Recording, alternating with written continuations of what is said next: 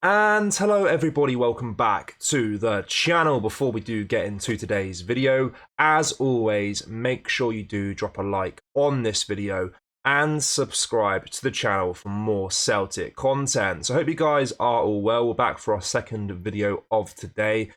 Things are happening constantly at Celtic right now. A lot of news around the club. As you can tell by the title, I want to discuss the Celtic fans' outrage at the current transfer situation at the club. I'll go into more detail about that in just a moment. But there's a story I want to cover first before I get into the main one, and that is with regards to Kyogo, of course, who wasn't, he didn't have his best campaign last year, let's be completely honest. Of course, since we signed him, he's been a brilliant player for us, scoring loads and loads of goals. Last year, he struggled a little bit more under Brendan Rodgers in his first year back in charge at Celtic. Of course, not scoring as many goals as he usually does. And today, he's spoken out about his difficulties from last season and kind of his plans for this year and what he wants to try and achieve at the club. So he spoke to a Japanese media outlet called Sushi Talk, and he discussed the challenges he faced over the season. He said, "It was a difficult season. Compared to last year, I didn't score as many goals. There were times when I couldn't play in games, and there were times when I had to start in the middle of the game. It was a frustrating season, but it didn't end with that kind of frustration. Changing my position expanded the range of my game, and I was able to experience many different things. I had a lot of different experiences, and I think I grew one more step. Instead of focusing on the bad things, I think positively that I was able to grow and take another step forward." So there have been rumours that have linked him to move away this transfer window back to Japan and stuff like that. I think we should keep hold of him. I think he's got more to prove in a Celtic shirt. Of course, he seems like he was aware of his difficulties last year. He felt like he kind of learnt a lot, and we should help him this season, hopefully, to progress forward and be even better than he was last year, and hopefully better than he was the year before that. So I mean, we can't really afford to sell Kyogo either. I mean, he's only our main striker in the team right now, of course. We're trying to get Adam Maida on a transfer, but that's gone very, very quiet.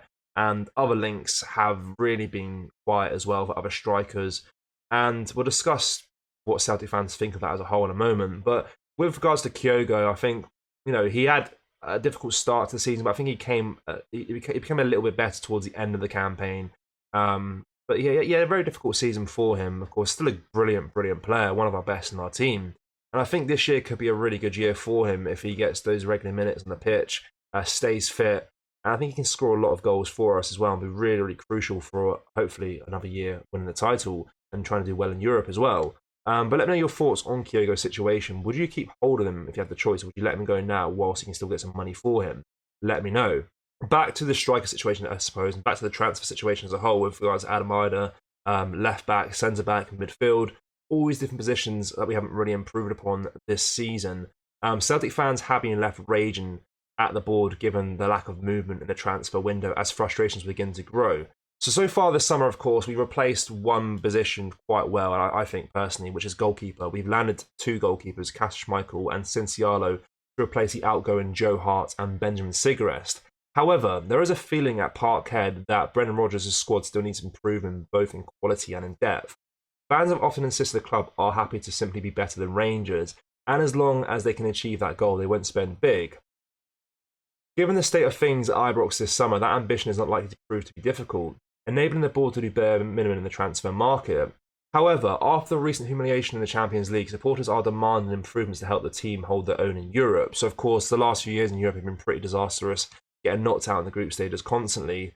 So a lot of fans want to have higher ambitions than just being better than Rangers, which, of course, this transfer window, as we kind of did the meltdown video yesterday, seeing what they're thinking on that side of Glasgow, they're absolutely raging as well because their teams do make absolutely poor moves in the transfer market. So for us to be better than Rangers is simply not that hard right now. So the ambition is very, very low. And of course, this transfer window, I've been pretty open that I'm happy with the recruitment that we made so far, in particular with the goalkeepers. And now we just signed Paulo Bernardo, so that brings us spending up to £4.5 million. And our squad probably does look quite weaker than it was last season, and it has raised quite a lot of concerns amongst the Celtic fan base. So the lack of ambition and spending from the board in the summer's transfer window has ramped up pressure from supporters to improve and sign new players for Rodgers to work with. As a result, the board has been branded amateurish and a disgrace, warning of the disaster, while more than one supporter insisted they would not be buying tickets. So one fan said, Far too many been obsessed with what's going on in the south side to realise the disaster we are walking into. This league title was still wide open despite how many crap Rangers memes you post.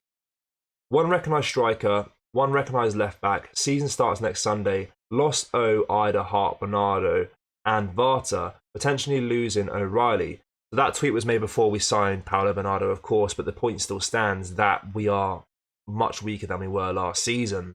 I'll go through one more tweet here as well. As of now, our squad is currently weaker than it was when we ended last season. It's being overlooked because Rangers are currently in turmoil, when we should really be using this to put the foot down their throats. Last season was a title race that should have never happened. So I have to say, as a whole, I'm pretty much in agreement with a lot of those tweets there as well. Of course, this was made before, a lot of those tweets were put out before Paulo Bernardo signed, because he was only signed today or last night. But of course, the point still does stand. We've lost a lot of players. The Ida situation is still ongoing. He might come back to Celtic, he might not. But where's a plan B? Where's a plan B option for Ida? I've not seen any other strikers being linked to the club other than Adam Ida. I guess for left back as well, Kyogo Bueno from Wolves, that's not going to happen now. So where's plan B for that as well? Where's the centre back targets? Where are we looking? Of course, Darrow O'Shea at the start of the transfer window, that's gone quiet as well.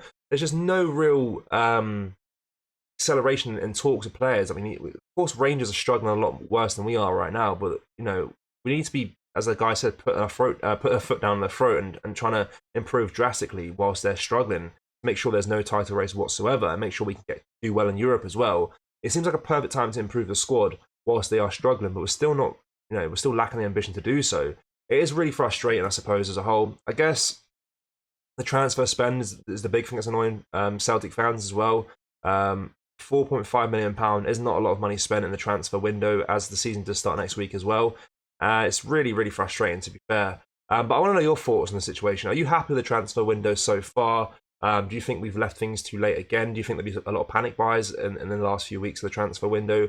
Let me know your thoughts down below in the comment section with regards to that. Also, let me know your thoughts on Kyogo. Of course, we can't really sell him, as I mentioned, one recognised striker, so it'll be completely stupid to sell him. But do you think he has a bright future at Celtic this season, or do you think if you had the option, if you had another striker there, would you sell him to get some money for him? And let me know your thoughts. I think he's a brilliant player. I want to keep hold of him. I think he had a great season this year.